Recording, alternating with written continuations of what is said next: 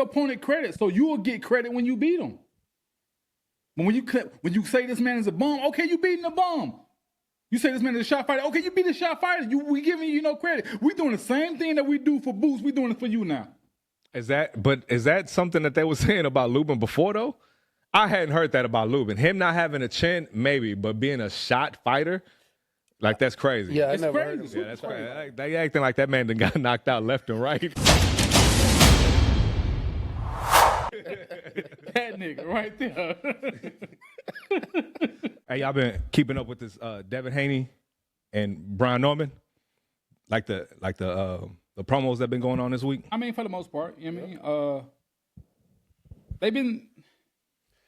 It ain't been real spicy for me, but it's been something to keep me entertained for the time being. What you mean by that spicy? What you looking for? You know what you're looking for, man. You're looking for the back and forth. You're looking for the, you know what I'm saying? Like, you know how Devin Haney used to. Well, you know they had the face off. Ring had the face off. at the table. Yeah. You seen that one? No, I ain't see that one. Yeah, that was a little spicy. That was I also heard Brian what, Norman won though. I ain't gonna lie. I also heard what Timothy Bradley put out, and I agree with him, how Devin Haney be calling his opponents bums. Why you calling this man a bum? Oh, he did at the face-off, though. He was like, I ain't want to say it, but you a bum. He was like, I was trying to be respectful. That's the same thing he did. Like, but you a bum.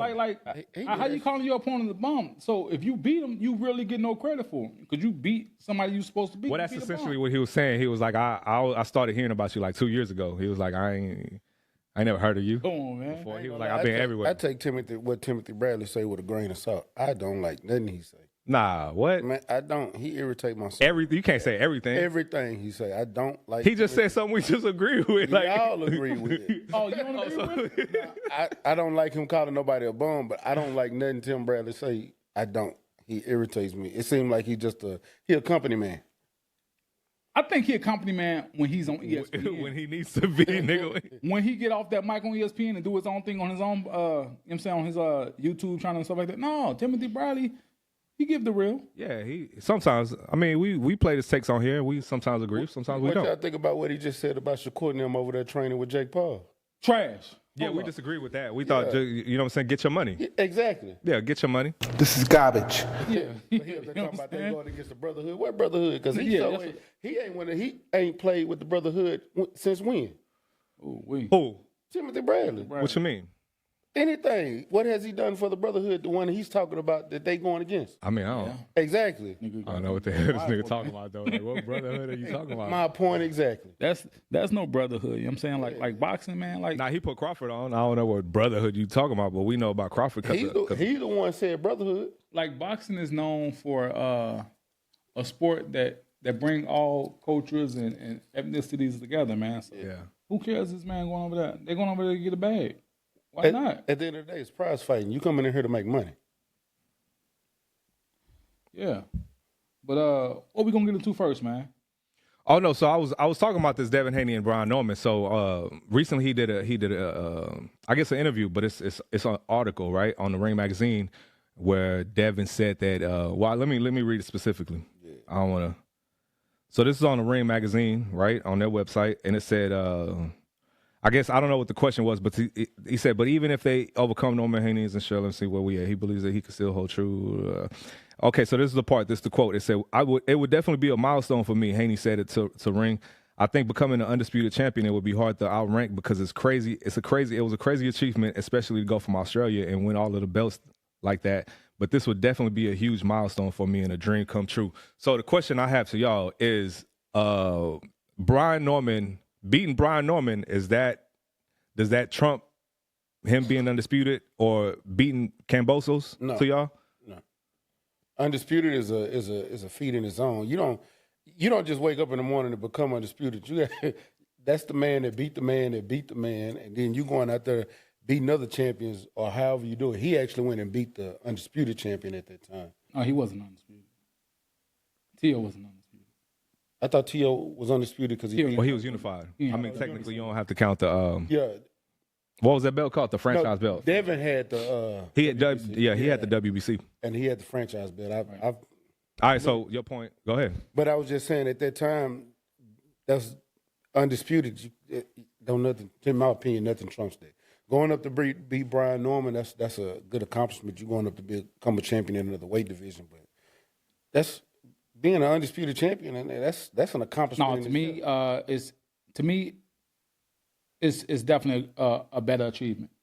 Because with me, look, No, I'm just hearing. it's all about the opponent you beat. You went up to, you went over to Australia to beat Kambosos. Who was Kambosos? Exactly. Kambosos is somebody that That would beat be my Tio. point. That would be my point. And then also, hold on. Look. I'm gonna give you the flow. I'm gonna do that. But look. What have Kambosos done after that? Ass whooping after ass whooping after ass whooping after ass whooping. Yep. That's it. That's Tio all. went on to become the champion. He beat Josh Taylor, who was technically the undisputed champion at 140. He didn't have the belts, but technically he lost the belts. Beat the but lineal man. I'm saying beat the man who had the lineal title. Yeah, and agree he's with currently so he went on to become still who he was. So him going over to enemy territory and beating the man that just beat the man. Now you putting too much sauce on that, man. No, I'm not. I'm saying You putting too much sauce on that. Tio beat Loma, right? Right. Then Kambosos went over there and beat Tio. Then Devin went over to enemy territory in Australia and beat Kambosos. I mean, when you word it like that, but I mean, who was George Kambosos? We go back I to that. get you. Who was Kambosos? So why did Tio let Kambosos beat him? He shouldn't have won that fight, but he did. And Devin went over there and took advantage of that. Yeah, like I And, said, got those trinkets. he still beat that version of Tio. He still beat the man. He still got that name on his record. That's the only loss Tio have on his record. So he So still y'all got that. y'all see Brian Norman as a better opponent than Kambosos? Hell That's what yeah. you're saying, right? I agree with this. I would yeah. 100% agree with you on that. Hell yeah. So why wouldn't Brian Norman be a better feat for It's him? the accomplishment is why I say is a better feat.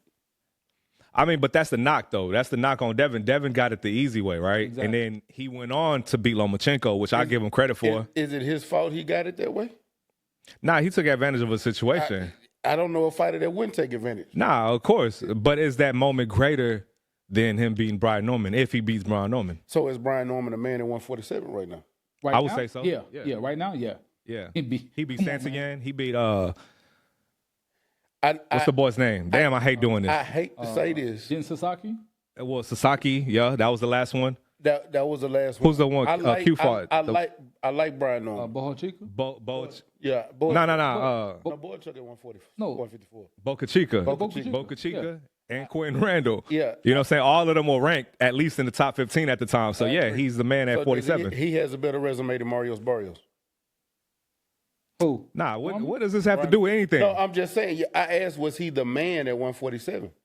I'm the reason I'm saying yes because I'm saying he's the toughest guy at 47. He come on, man. We got Barrios.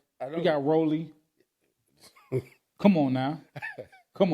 Nah, I see his question. He going somewhere with this, though. Let him make his point. Let him make Where his you point. going with it? Yeah, I can already see where he going with this. This is- I'm not saying he's not the toughest boxing wise as far as skill level. Ask your question, dog. Is Mario Barrios' resume better than Brian Norman? Brian Norman's, basically. Let me look got it up. the- Hold on. I'm about to pull it up. Mario Barrios is his resume, but Yes, his resume better. Nah, keep talking, dog. only reason I'm gonna say yeah. Only reason I'm gonna say yeah, because I like to push back. Only reason I'm gonna say yeah is because the man's still undefeated. Look, so the man lost to Keith Thurman. Ramos, hold on. man- So I'm sorry. Pacquiao, Abel Ramos, Maidana, Fabian Maidana, Ugas, Giovanni Santiago. Let me see. Is that 47? That's what it stops at 47, right? Look. Hey, you can stop. When he put that Ugas on there, that Ugas one, that was a win. But that's immediately what I went to. I thought about Ramos and Ugas. I was like, I already know where he going. Okay, yeah. I was gonna But right now, But right now, I would he's say not the man. Brian Norman, I test, nigga. Like, we not going by facts, nigga. Where now? Fuck them He's facts not you the trying to bring man. to the table, He's nigga. not the man right now. Come on, man. Brian Norman is the toughest. To me, will be the best man at 147 one day. If that, What you mean one day? This nigga? We here. we here. You got him and Devin about to fight. He go in here and knock Devin. Do what Oh, okay, he I wants to see do what with you're Devin. saying. Yeah, he got He will be. So done. you think Devin is the test for him to see if he's the man at 47? No, this is the first test. This is just one of them. One of many. Why Boots duck that man? Nah, I'm playing. Real For real. real facts. I ain't want to say to go there, so I got to ask him before he does, you know.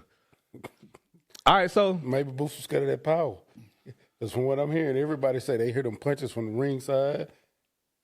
Hey, Say that boy- man got some. He Serious. thumping. Yeah. He thumping. I will say that. I will say he thumping, man. You know what I mean? But I like Devin chances in that fight, but I also like Norman chances in that fight. Agreed. I still go back and forth right now. I'm still stuck on which Devin we gonna see. Which Devin we gonna see?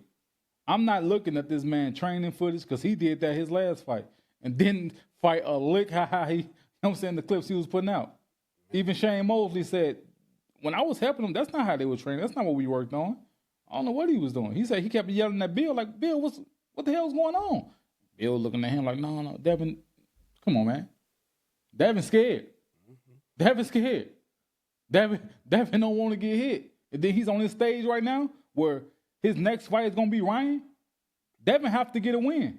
So Devin chooses to get a win in the safest way he knew how to. Running.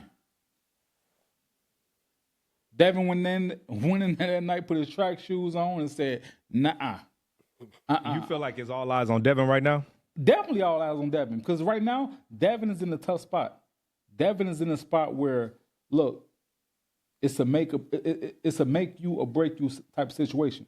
We saw how you did against Ryan, but we knew the backlash that came with that. You know what I'm saying? Like the PED scandals that came out. Now you're in there with another puncher, right? So if you can get past this guy, okay, Devin's, he can take a punch. He was just, it was just the eye strain. That was a real. Man, I feel like the Haneys, man. I think they do like a very good job at moving correctly, right? Like they take on these challenges that seem like, but they know how they, you know what I'm saying? Because I remember Bill Haney going to the TO fight when he fought Josh Taylor at the time, right? And he was scouting Devin's next opponent. And then the following week, Regis fought in New Orleans, and I think he went down and watched that fight.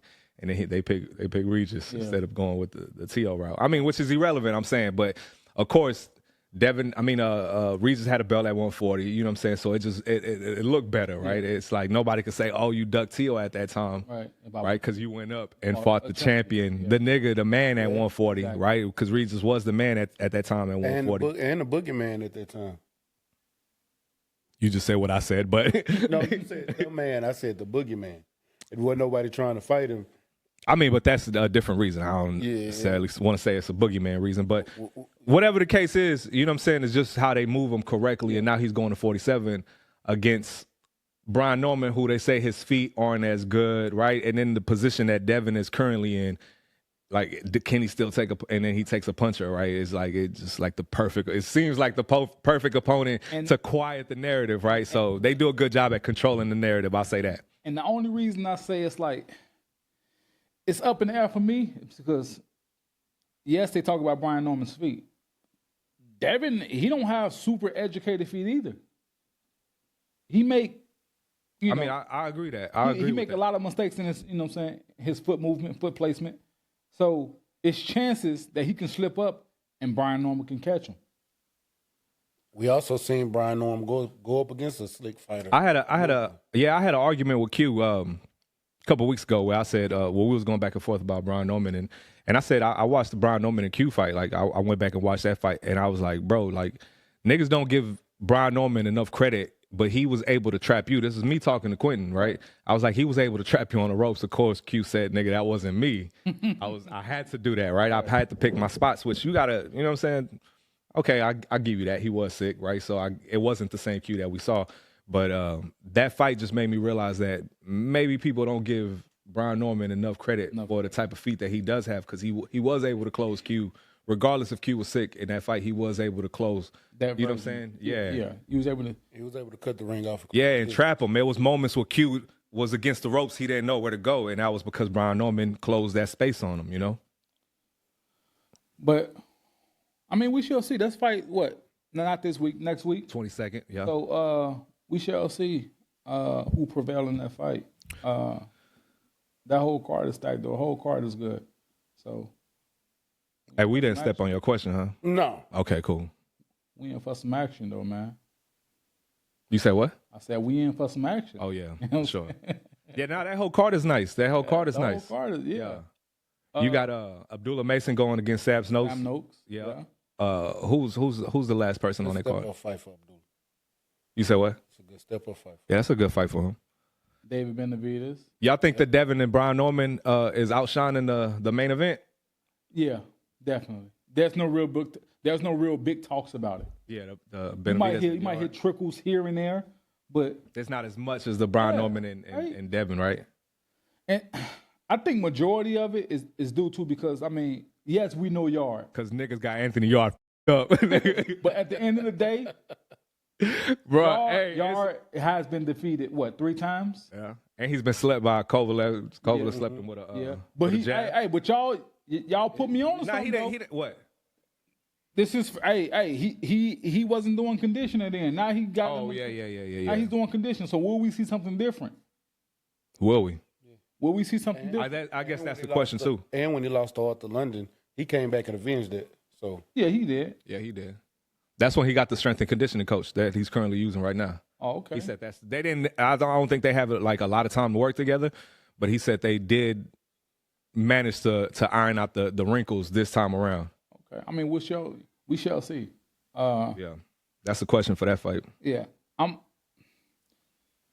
that's on the up and up for me too. Like, it's a toss up for me.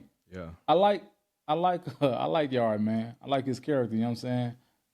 Like how they get energized in camp too. Lions in the camp. You know what I'm saying? I like. Hey, somebody corrected us in the chat, What they said Tunde because we couldn't remember the coach's name. That's what they Tunde, said. yeah. I didn't know what they were saying. That's his name. Yeah, that's his name. Oh, okay. Hey, shout out to you.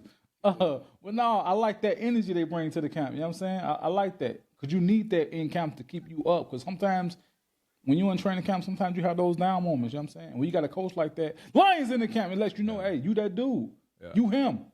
Believe it. Bobby and them, they didn't do that for you? Huh? They didn't do that. They didn't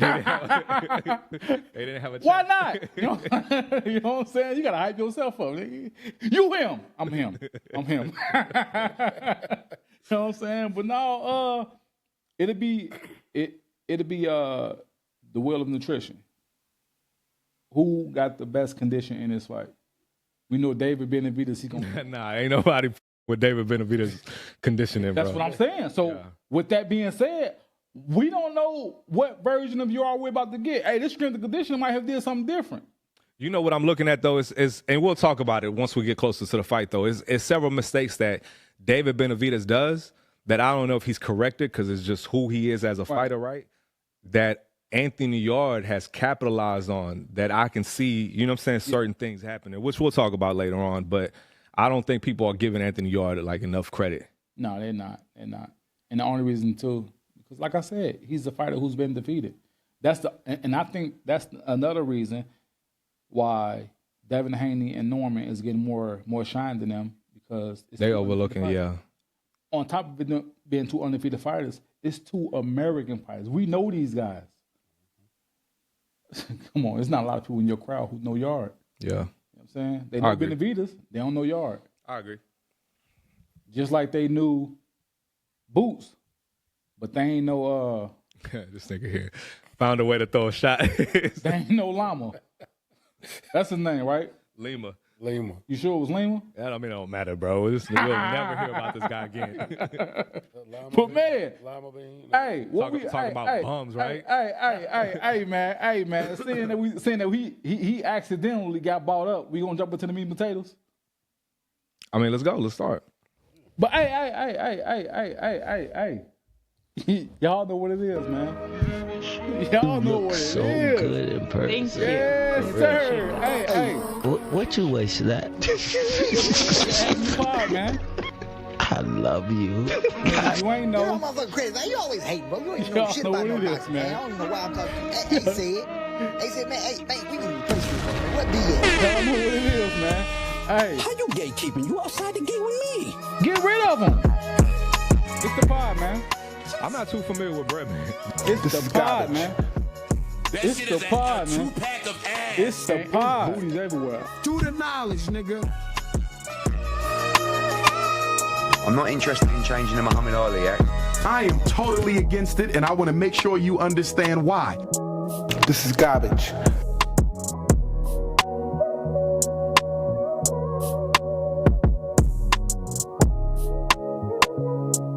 This city gonna remember me. They gonna remember my name. Yes, sir. Hey, it's the Agnew Podcast, man. You know what I'm saying? Boxing and Beyond. Y'all know who that is. Hey, Big Val. Yes, Val. Yes, You know sir. what I'm saying? Hey. Big Mac. Hey, well, stay ready. You dig? So you ain't got to get ready. Y'all don't listen to the Agnew Podcast, Boxing and Beyond. And if you tapped in, hey, stay tapped in, man. The greatest boxing sport podcast there is. Put your phones down and tune in. It's about to get hot and spicy. You dig?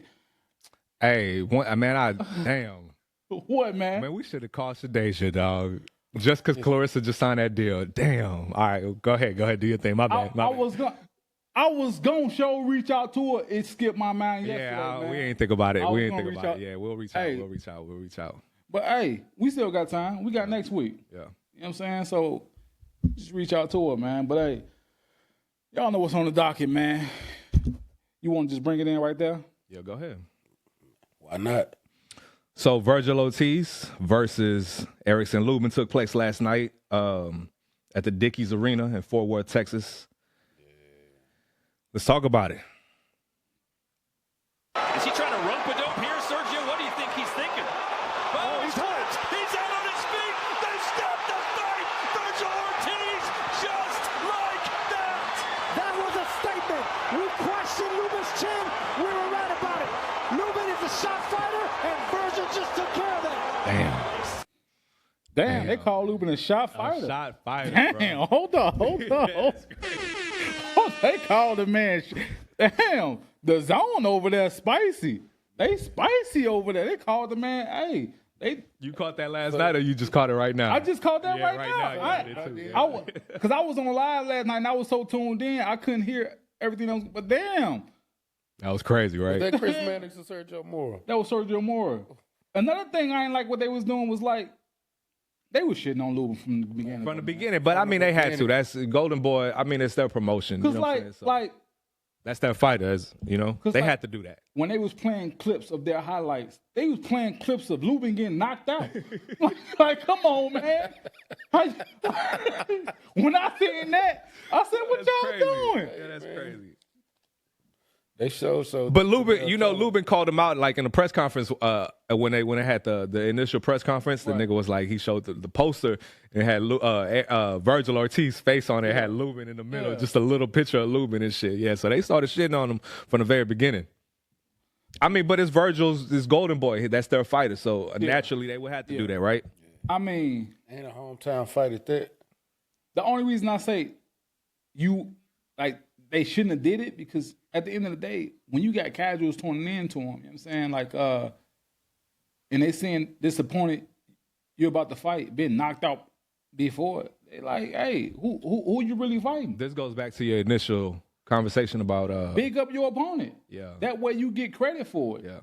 But when you put your opponent down, I can't give you credit for somebody who's been knocked out and dropped damn near in every fight. Not saying he been dropped in every fight, but that's how the clips look that they playing. You know what I'm saying? Like, that's how it look. Y'all made him look bad. Exactly. Make your opponent look good. Like when Mayweather had an opponent that he was getting ready for, he was bigging him up. This man great. You know what I'm saying? He talked big about his opponents. These niggas, they shit on their opponents. For what? You stepping on your own bag. So back to this Vergil, bro. So what they just called Lubin? A shot fighter. Call Lubin a shot fighter. A shot fighter. They call Lubin a shot fighter. And like I said, let me get this right real quick. Yeah, like I said, I don't agree with it. I feel like you're stepping on your opponent. Like you're stepping like doing the same thing that Devin Haney did. Give your opponent credit so you will get credit when you beat him. But when you say this man is a bum, okay, you beating a bum. You say this man is a shot fighter, okay, you beat a shot fighter. We giving you no credit. We doing the same thing that we do for Boots. We doing it for you now. Is that something that they were saying about Lubin before though? I hadn't heard that about Lubin. Him not having a chin, maybe, but being a shot fighter, like that's crazy. Yeah, I It's never crazy. heard him. Yeah, that's crazy. They acting like that man done got knocked out left and right. Nigga, like, Never heard him being a shot fighter. yeah, I hadn't heard that.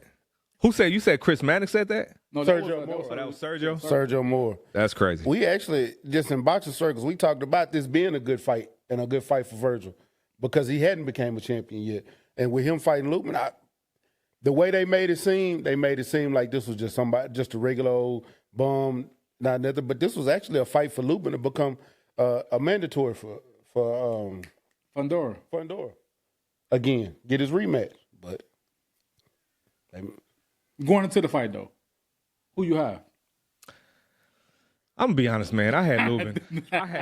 I thought Lubin was gonna be a little bit more disciplined. I thought he had the experience on his side, having fought Jesús Ramos, having fought Fundora, and being up on the cards on the Fundora card up to the stoppage. You know what I'm saying? Like I thought he would have had the more experience and been able to coast into a dub, but it didn't happen. He didn't even get started. Q had him too. Yeah. Yeah, that's why Q mad right now. Yeah. Q, I remember. Yeah. I remember. Q upset. Woke up this morning still mad. No, but I had You had Vergil. I had Vergil. Man. I think we spoke about it The on only the reason I pod had before. Vergil, like I said,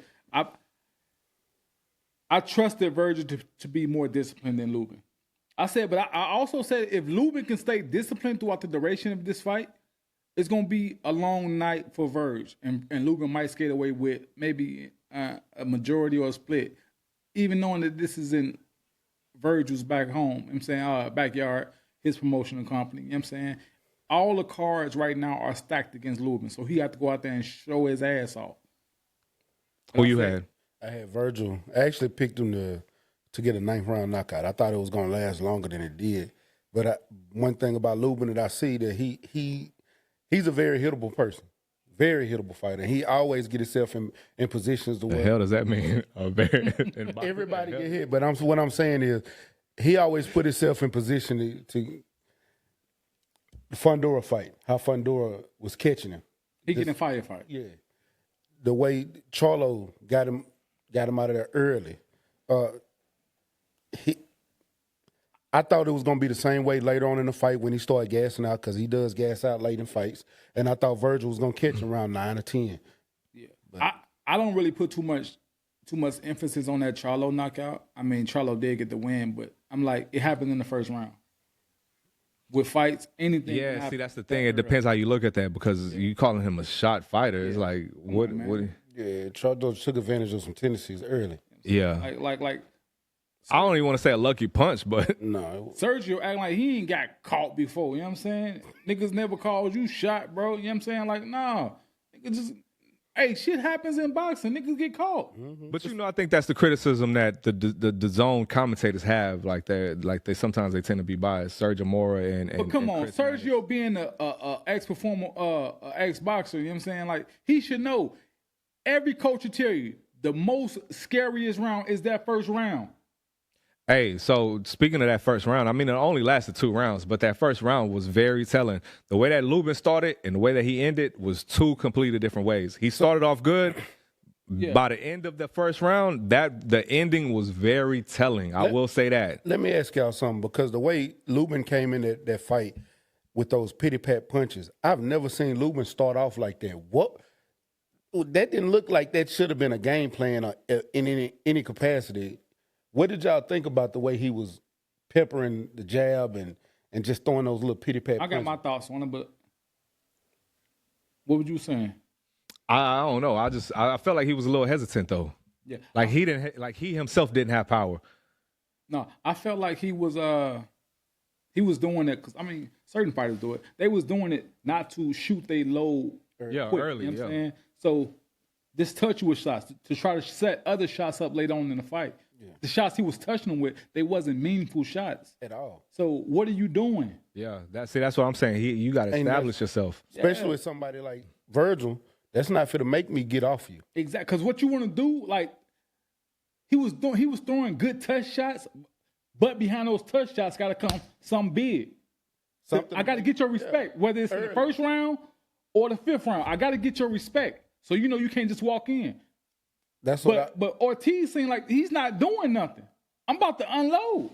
And that's my thought. He didn't give me nothing to make Vergil stay off of him at all in the first round, and that second round started. Yeah, that's what I'm saying. By the end of that first round, it was very telling. He pushed him to the ropes, and I think he caught him. There.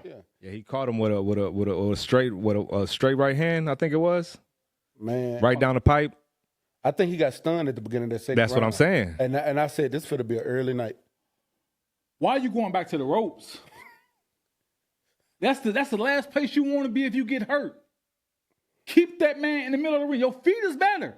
Way better. Ortiz got flat feet. Your feet is better. You know how to pop in and pop out good. Keep him at distance. Move. You know what I'm saying? Use your waist. Move.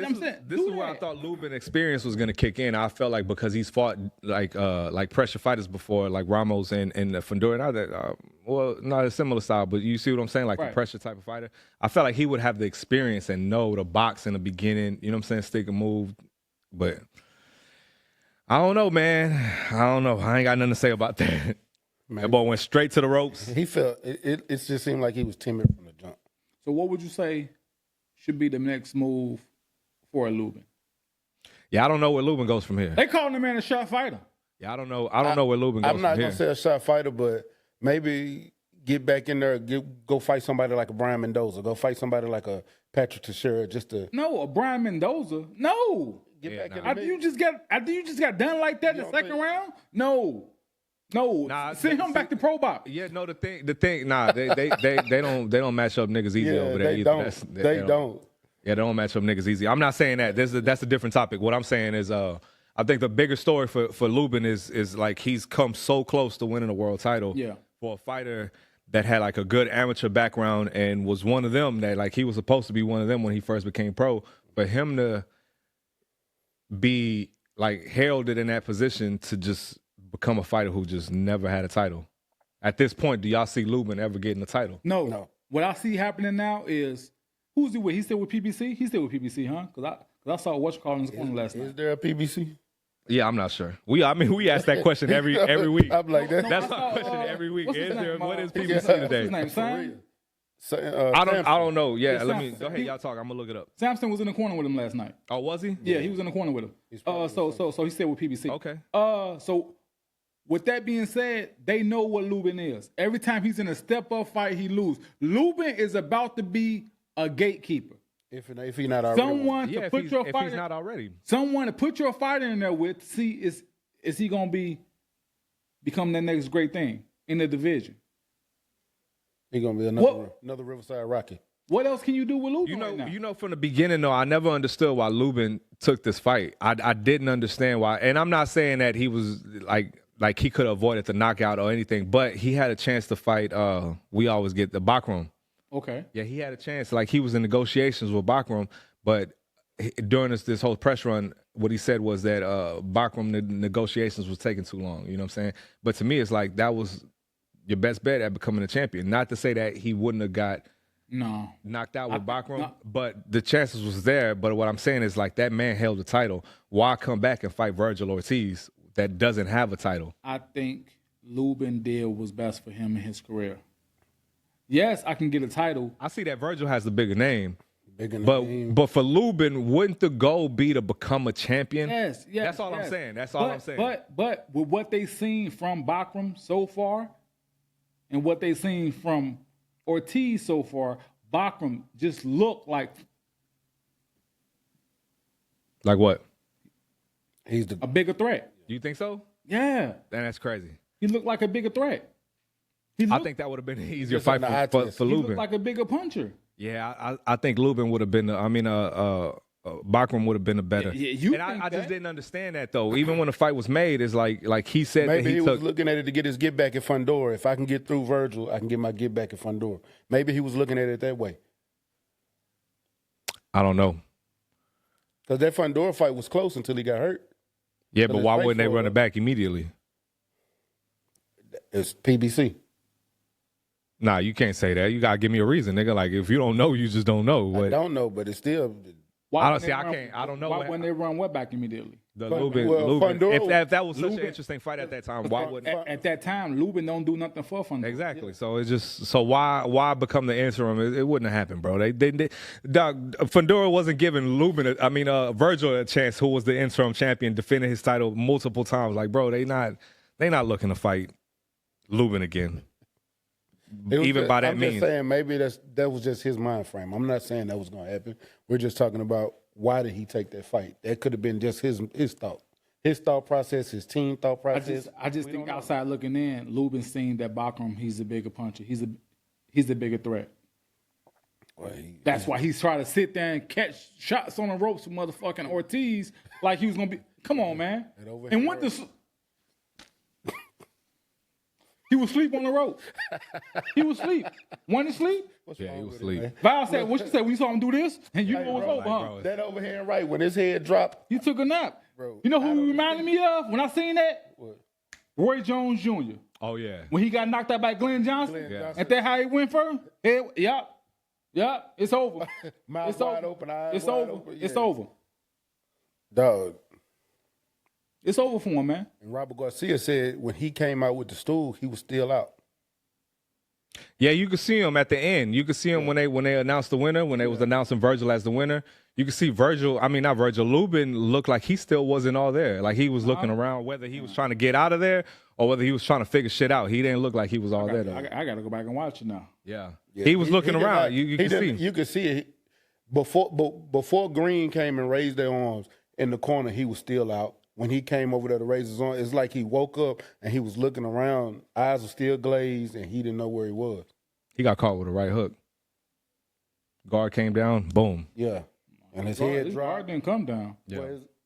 When his he head broke through dropped, it. when his head No, dropped, Ortiz his guard pulled came it down. Well, that's what I'm saying. No, he That's what I'm pulled- saying. That's what I'm saying. Right. When I see him do that, that's not the first time he did it. He did it repeatedly. 3 times in a row. So what I'm saying is, he pulled your guard down already. Why you still sitting here? What are you doing? Man, Lubin wanted to get knocked out. But when he got caught with that straight right, it hurt him. He was probably still hurt and wasn't there. Why you sitting on the ropes? It's tough. Man, look, your coaches preach to you. Look, you get hurt, tie your man up.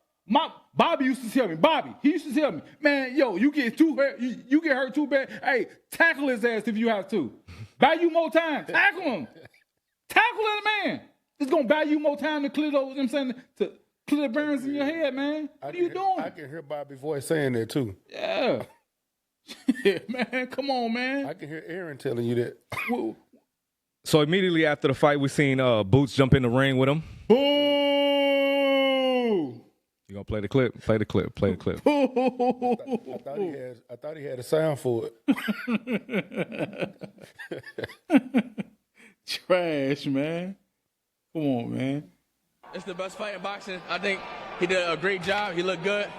But I'm going to show the world why I'm the best in the world. And I'm going to show his team. They've been talking all crazy. They've been talking crazy. And I'm going to back it up, and I'm going to show the world why I'm the best in the world.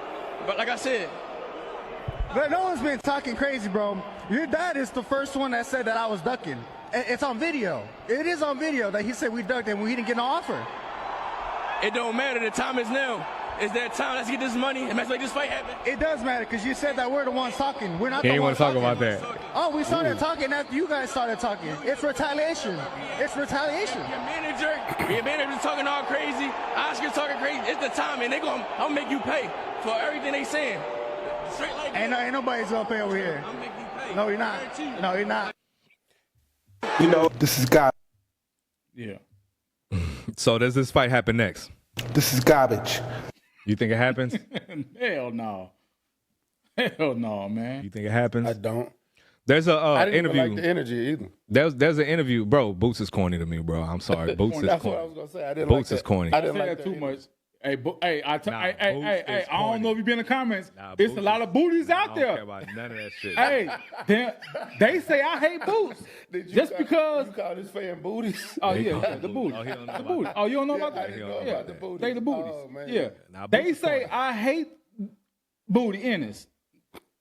I'm like, just because I'm Let's critical on this man. Let's bet. Let's bet. That's bad. What we betting? Whoa, that's bad. Your purse, nigga. Bro, he want to catch a moment so bad, bro. It's like you trying to catch a moment so bad, bro. Oh man. I didn't understand. That energy was off. It's like you came in there, you tried to make something up, and it didn't work. No, I think Boots is just an awkward individual, just in general. Like I don't like that's what I tossed that up to. Like I don't know. I just think he's an awkward individual. But look, There's a clip going around. There's an interview where Vergil's dad was saying, this was right before the fight. The nigga dad was saying like that the Boots fight didn't make sense. It didn't make sense? It didn't make sense. He was like, we're going for a title. We're the interim title. We've had the WBC interim title. So we're chasing the title. Right. Boots is just trying to come on the scene and get an easy run. Yeah. Well, this is just what we spoke about with Lubin, right? What you mean? When we was talking about why fight Vergil instead of going for Bachman. Why would Ortiz fight Boots when you can go for another champion? Boots don't have nothing to offer you. He got a name, but he's not even the biggest name in the division. He can't sell. Well, if you're, let me say this, right? If you're Vergil, what do you do, right? Because we just saw that Xander and Abbas got announced. Okay. Right? So Abbas holds the what? WBA? Yeah, WBA. Xander holds the WBO, right? Who has the IBF? Bachram. We just said Bachram has the IBF. Yeah, and Fundora has the WBC. So what do you do if you're Vergil? Fundora, if I can get it.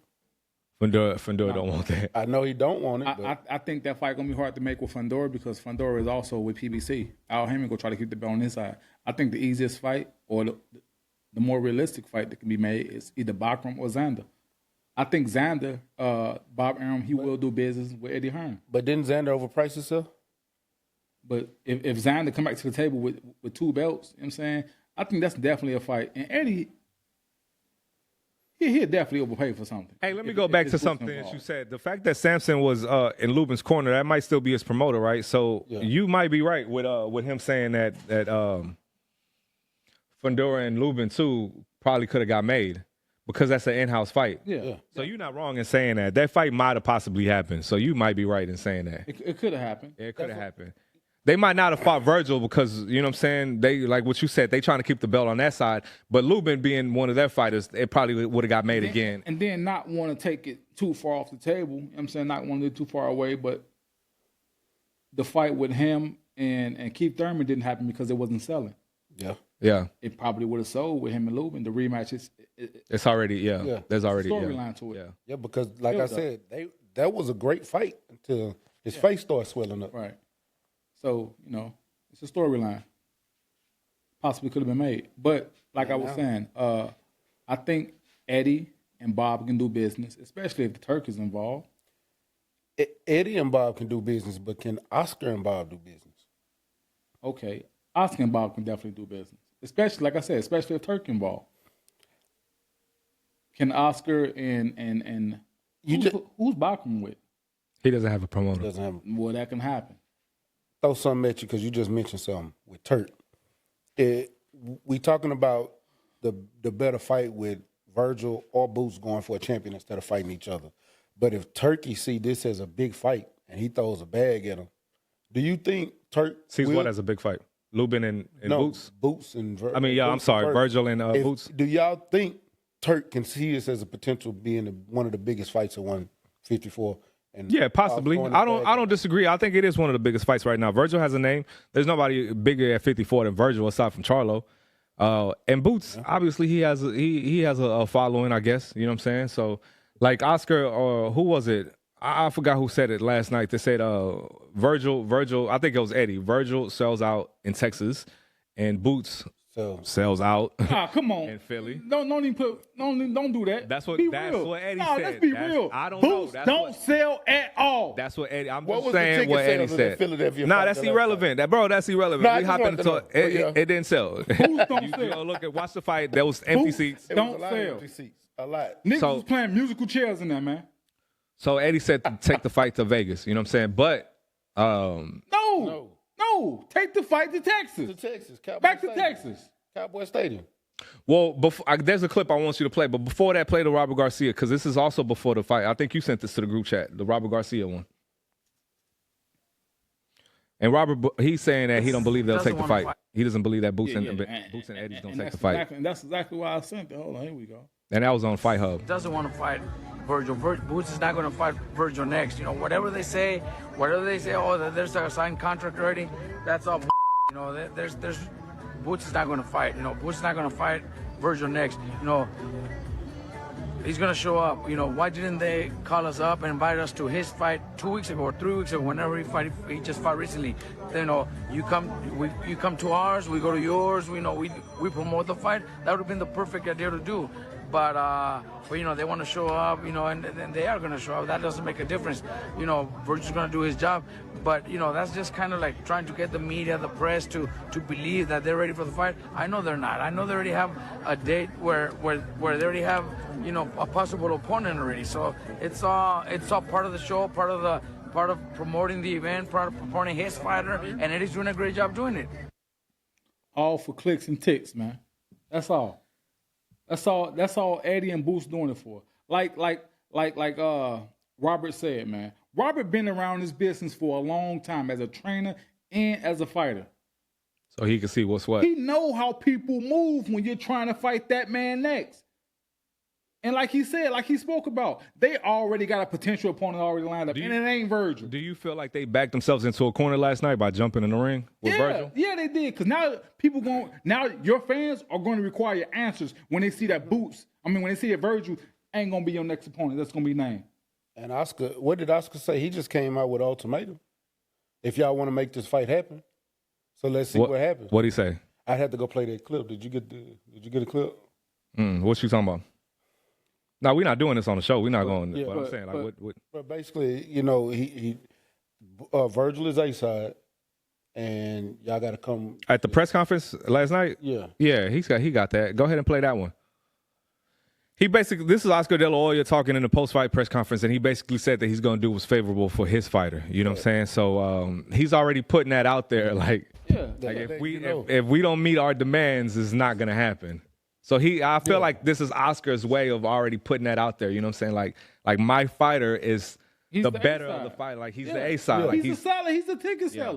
But yeah, I feel like this is Oscar's way of already putting those caveats out there, saying that his fighter Vergil Ortiz is the A side. Go ahead and play the clip. So I can smoke it. I'm actually skeptical now. I'm actually skeptical because, and I told Eddie and Boots, do not come and watch Vergil live because you're going to be afraid of what you see. So we'll see. I mean, I'm going to sit down with Eddie Hearn, and we obviously have the upper hand because he's the better man. Right there. And see if we can come to terms, which I'm sure we will. But I told these guys, don't be there live because this guy's a monster. And you're going to be afraid, and you're going to probably want to take another tune-up fight. But hopefully that's not the case. Avoid throwing shots. Hopefully Eddie Hearn calls us, Boots promoter, and we can come to favorable terms for Vergil and get him what he wants, and we will make the super fight happen. You see what I'm saying? That's the bottom. Yeah. Oscar making it clear. Like he making it clear. Like nigga, we doing all what's favorable for my fighter. Yeah. While Eddie's talking about taking the fight to Vegas, there's another interview where it might have been here where he said that he's gonna talk to the what's his name? The Cowboys. Jared Jones. Yeah, he's gonna talk to him, and they're gonna do business. It was matter of fact, it was at the post-fight conference. So Oscar's already making it clear, like, hey, nigga, this shit gonna be in Texas. I don't care what you saying. It can't be in Vegas. It can't be. It can't be in Vegas. Niggas don't know Boots in Vegas. And Boots not really. He's not bringing nothing to the table. Oh man! If he had a belt, then he could say something. But he's not bringing nothing to the table. It's just. I mean, he got an interim, but like I said, when they do fight, let's say they do fight, that's crazy. They're gonna unify two interims. But like I said, it's not like it hasn't been done before. It's been done with Benavidez and Morrell. They unified interim titles, man. So it's not like it hasn't been done before. We don't want to see two interim titles get unified. You know what I'm saying? What that mean? You the mandatory with the WBA? No, I think that just speaks for the times that we're in right now, where the names matter more than the belts right now. Because I just mentioned that Vergil Ortiz is the biggest name at 54, right? We got Xander, we got all the champions, right? But none of them are a bigger name than Vergil. Except Charlo. Yeah, except Charlo. That's it. You said that a minute ago. So that would be the only reason why this fight makes sense. Other than that, Vergil could just go on about his business. I see Vergil. If they don't meet the standards. I see Vergil going on about his business. I see what happened. Like I said, like he technically doesn't need boots. He don't. He technically doesn't need boots. Like Garcia said, man, this is all performative from Eddie Hearn and Boots. That fight should have happened at 147. This is all just for promotion, man. They're just trying to put Boots bigger than what he really is, man. Eddie's trying his best. He's trying his hardest, man. Eddie is a great promoter. He's probably the best promoter in boxing, and he's used this tactic before. We saw this with Joshua Wilder. We saw it with Devin Haney. We saw it with. But I think at this point, Eddie's running out of tricks. For Boots? He's running out of tricks for Boots. I mean, we've spoken about this before. Like, if they don't fight Boots, what's to say about Boots? I mean, if he doesn't fight Vergil next, what's next? They're gonna have to be very transparent about the negotiations. I think that's one thing. They're gonna have to be transparent about the negotiations and what is what, and you know what I'm saying. But it's not like things like this haven't happened before. You know what I'm saying they so-called saying they're gonna be transparent about the negotiations.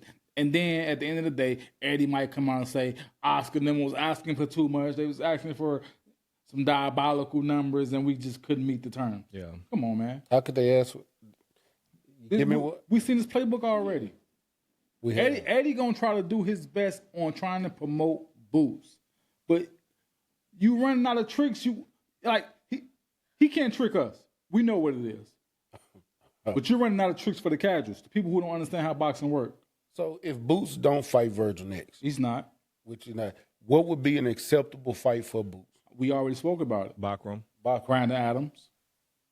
Nah, he can't. Not after not fighting Boots. I think maybe. Was that the conversation back then? Brandon Adams. Brandon Adams. Like if he doesn't fight Vergil, then a good replacement fight, not a replacement fight, but a good in-between fight would be Brandon Adams. Cool. That's a good fight, but it has to be champion, in my opinion. This is the thing with Boots. I feel like he does a lot of talking a lot of times, and the way that he moves, and they back themselves into this corner where, like after that fight, he said he wanted to fight Vergil. He wanted to fight Charlo. He wanted to fight one of the champions.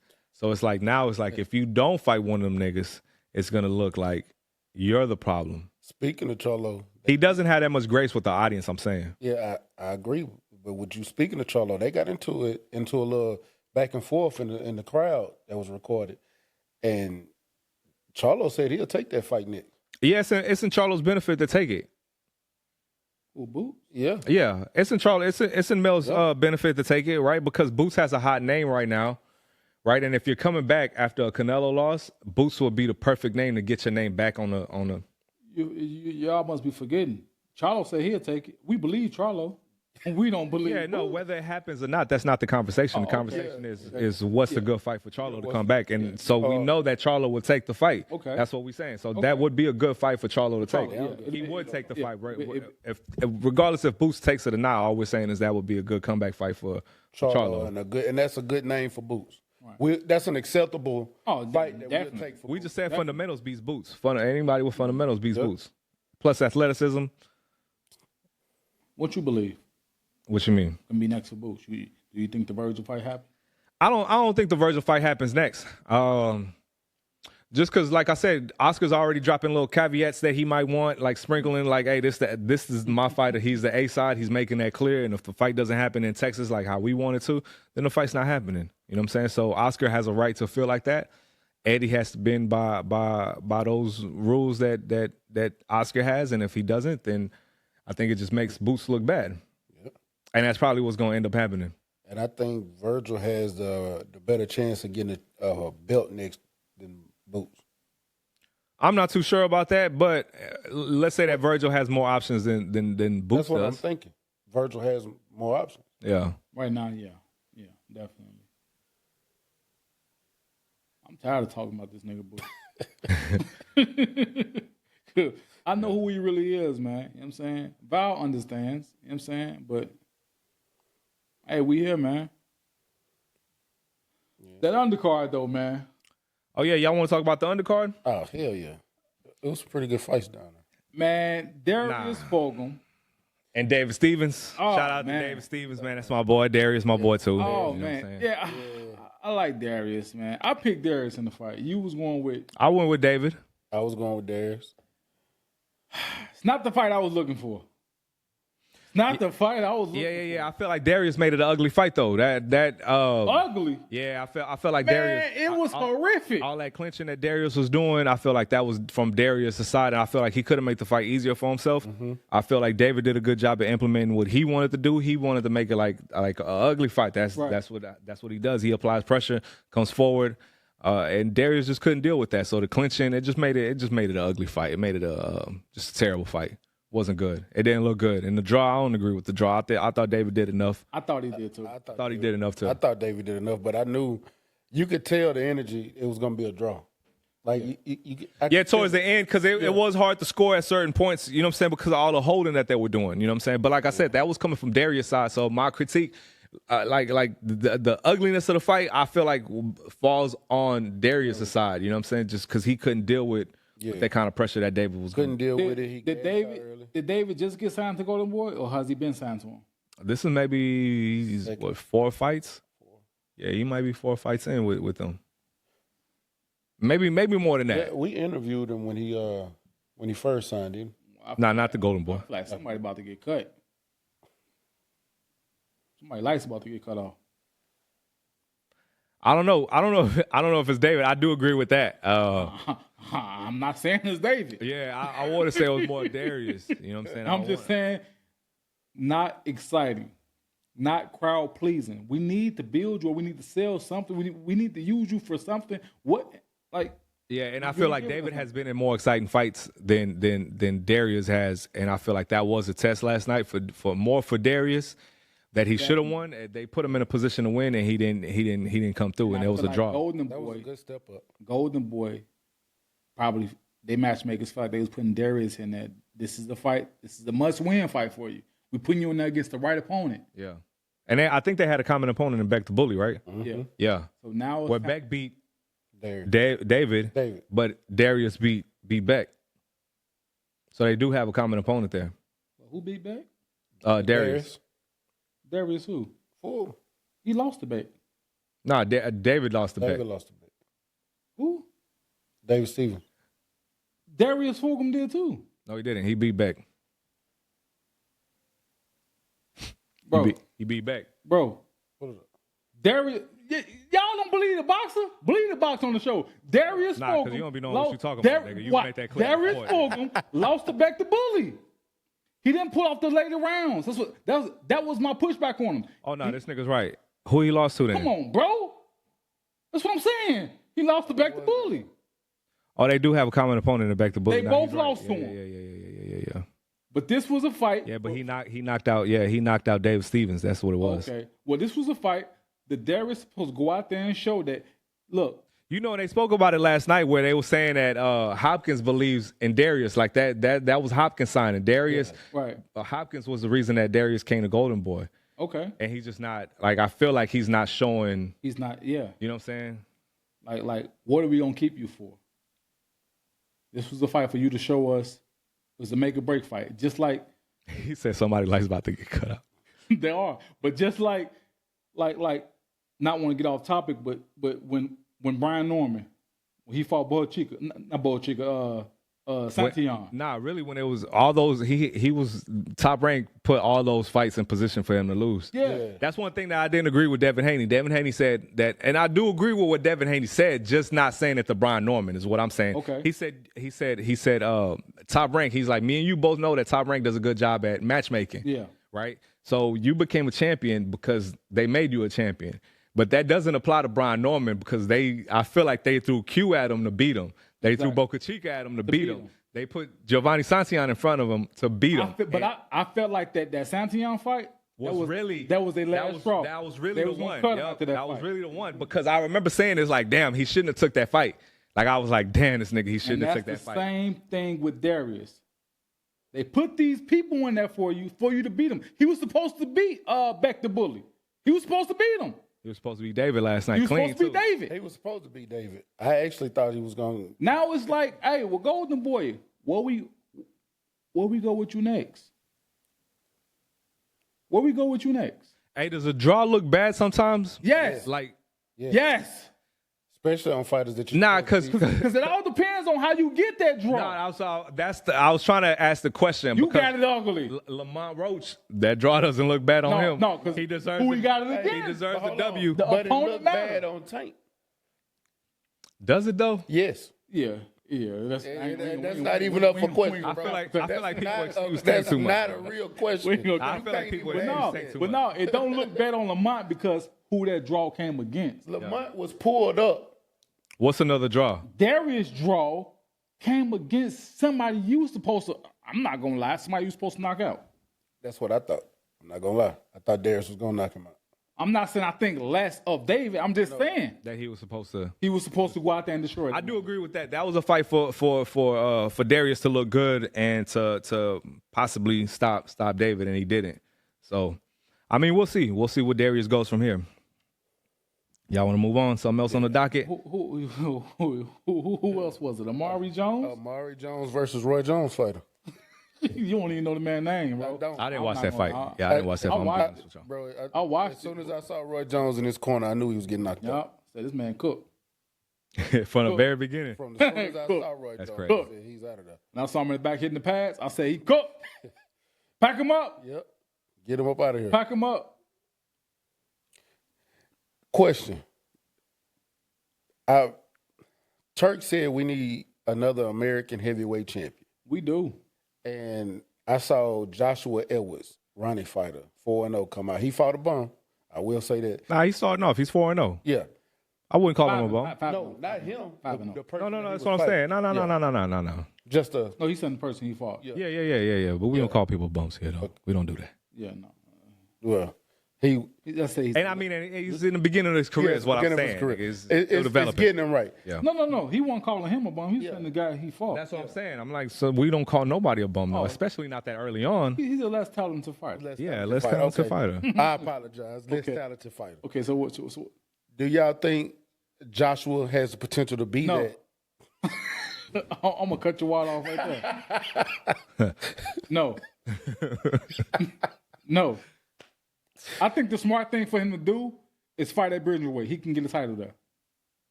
Don't go to heavyweight. Don't stay at heavyweight. Those are monsters up there, and also talented monsters. How much did he weigh yesterday?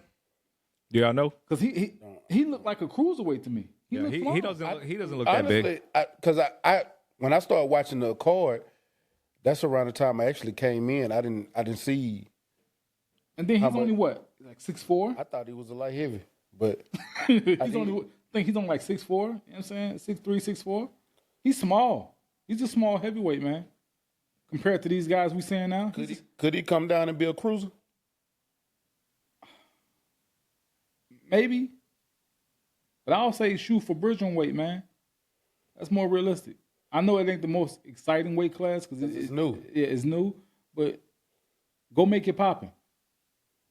Go make it popping, man. But heavyweights, it ain't for you, man. You know, if he make it popping, that's what they're going to be asking for. Tough for him to move up. Yeah. Hey, well, do that. That way we know you started someone. We know you was the king of that division. Because we don't think that highly of, what's that other small heavyweight that's with top rank? You talking Torres. About Torres. He's too small. Yeah, he's too small. Yeah, I've always felt that about him. I don't care about how many knockouts he gets. Yeah, he's too small. These guys are big, man. Pause. Yeah. Richard Torres was a good example. Yeah, that was a good example. He's a small heavyweight, man. Yeah, I can't believe that. All right, so switching gears. Clarissa Shields just signed a $8 million deal with Salida Promotions and Win Records. You know what I'm saying? So let's get into it. Y'all know how I feel about Clarissa, but let's get into it, man. I mean, good for her, but what does this mean? What does it mean? We spoke about it. Open it up. Play the clip, and we're gonna break it down. We're gonna try to break it down as best as possible. You know what I'm saying? We ain't gonna count for nobody, man. We ain't gonna count for nobody. This Clarissa Shields with Lauren LaRosa. That one right there, right? Yep. Okay, let's go ahead. About exploring a bunch of different offers. Was MVP on the table? Did they offer you anything? Yes. Listen, I had talks and negotiations with MVP, with Matchroom, who was with Eddie Hearn, MVP, who was with Jake Paul and Nikita Bodarian, I had talks with Eddie Hearn, who's with Matchroom. I had talks with my promoter, Salida, and then I had talks with Salida and Win Promotions together. So it was, like I said, nobody had a terrible deal, if that makes sense. Like, I think everybody came with it, and MVP definitely came with it. I'm not going to say that they didn't, but... What does that mean? What was the number? It wasn't $8 million. How far was it? How far? What you mean? How far away from $8 million was it? Are we in the ballpark range? Was it over $5 million? As a minimum? As a minimum or as a total? You could either one of them. I've mended my relationship with MVP, so I don't want to throw nobody under the bus. I feel like everybody put their best foot forward, and Salida and Win came with the best offer. Now, MVP definitely, like, probably because how they pay their other girls, they definitely came with what they felt was a great deal for me. Was it in the millions? Yeah, but I mean, it wasn't millions. Okay. You know what I'm saying? Up on the paper, it wasn't millions, if that makes sense. Now, how much you can make in a year, possibly, but it just was like. You know what this feel like to me? Y'all remember when Boo Boo Andre signed with Rock Nation? That's what this kind of sound like. Nah, you know, I was going to say that. You know what this sounds like to me? Like when Rock Nation came to Adrian Broner with that $40 million deal. Yeah, that's what it feels like to me. It's like, I never understand, like, when they get deals like this, like it's like a $10 million deal or like an $8 million deal. Like, how does that break down structurally into each fight? You know what I'm saying? Because this is a 2-fight deal, right? This is what's public out there so far, right? It's a 2-year fight deal. The structure of two-year time frame cited the number of fights on a multi-fight, but not precisely specified. And so we don't know how many fights are going to be in that. And the minimum is the $8 million, right? But so what does that mean when she tries to fight Shadeja Green or anybody else in any other promotion? Because she also, in the same interview, she said she wanted to come down and fight Michaela Mayer at some point. She wanted to fight such and such, right? Danielle Perkins. How does this play into those fights? Because say she only fights 2 times a year, so that would be $2 million a fight. So my thing is, who's paying Clarissa $2 million a fight? How does this? Is it an $8 million guarantee? Like, how does this work? Like, you know what I'm saying? How do these promoters recoup their money back on you? How are we gonna get that back? Has Clarissa made that at a gate or on TV? Hell no. Hell no.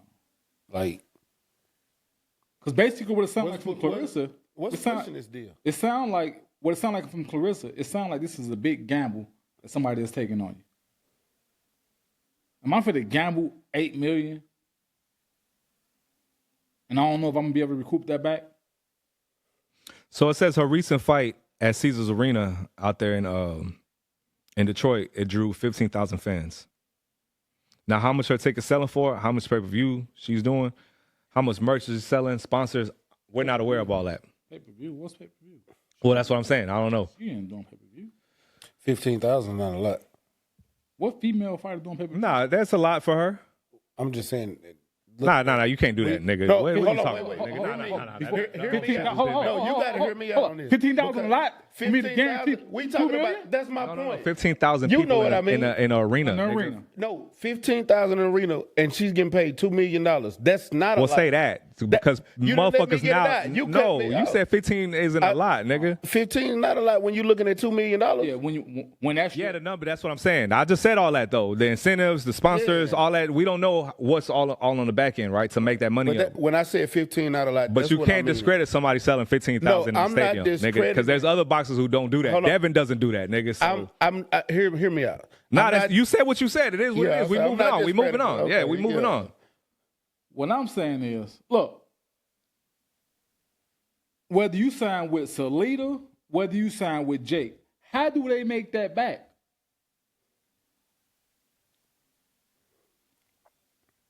I don't think they can make that back from Clarissa. I mean, we'll just have to see what this means because the whole shit just didn't make sense. I mean, good for her, good for the brand, what it does for her just visually, what it does for women's boxing.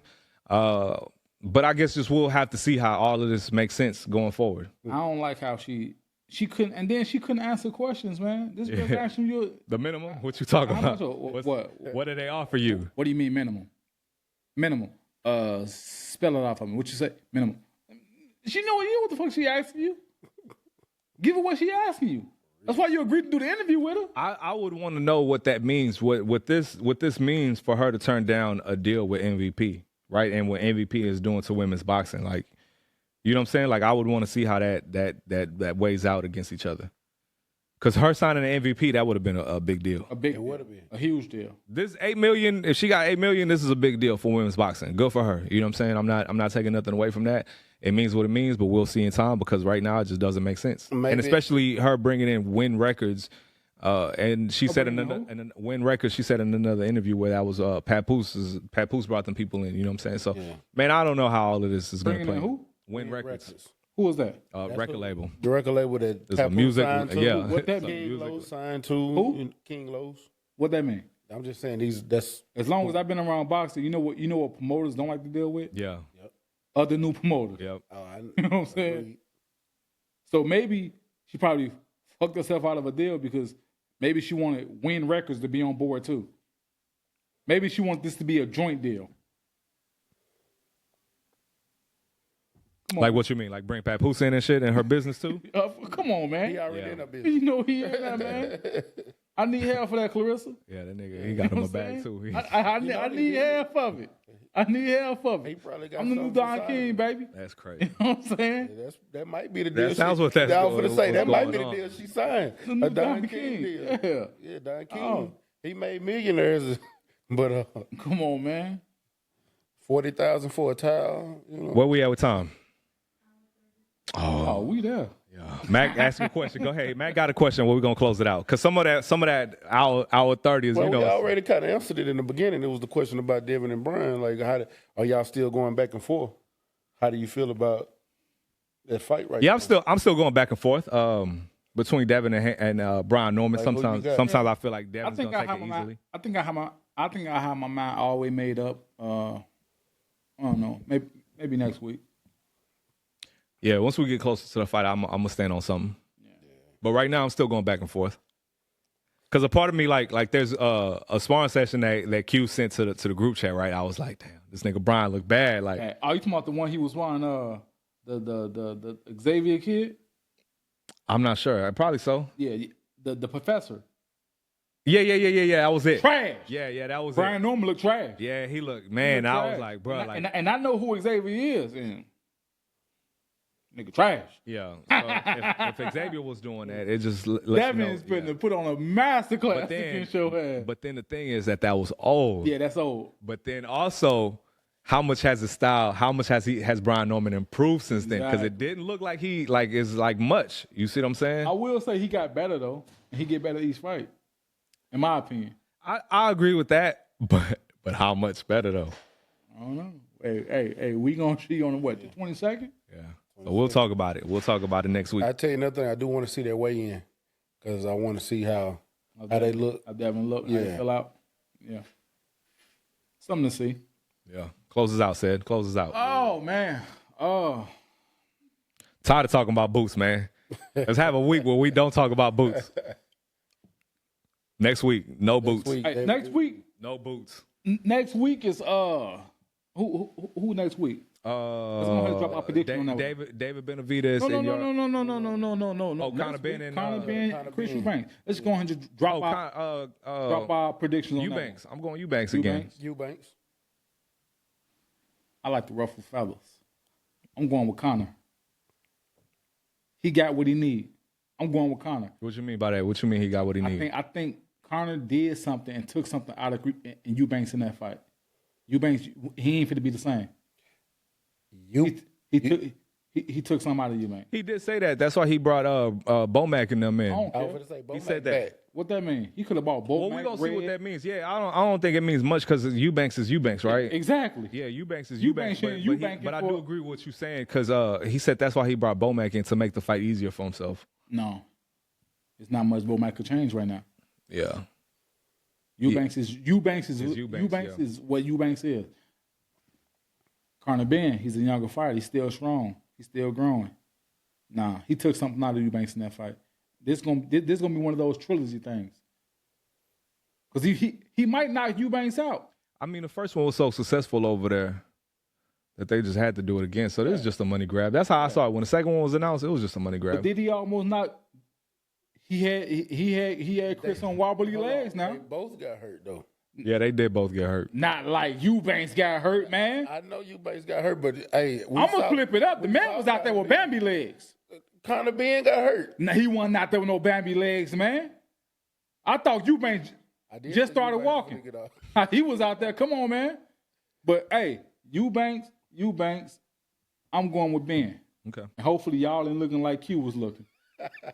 When this man got knocked out in the second round, man. Q was gonna be all right, man. Lubin lost. Let it go. But hey, man. Hey, y'all know what it is, man. It's the Egg New Podcast, man. It's Boxing and Beyond. Stay tapped in, man. Y'all know what it is. It's Val. Big Mac. Hey, stay ready. So you ain't got to get ready. You did.